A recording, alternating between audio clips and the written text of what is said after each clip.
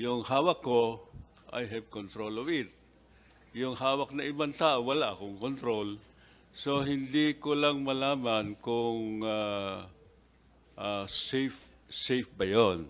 Na dalawang tao may hawak ng root access. Opo. Para sa ang root access, ito po ay isang privilege control over the entire system.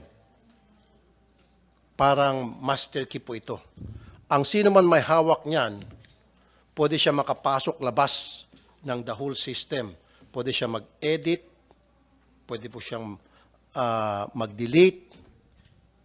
He or she can do everything and anything. Mr. Chair, yesterday, GM Robles sent a letter that he cannot attend today. Mr. Kua, ang merong access ay si GM at saka AGM. Itong dalawa,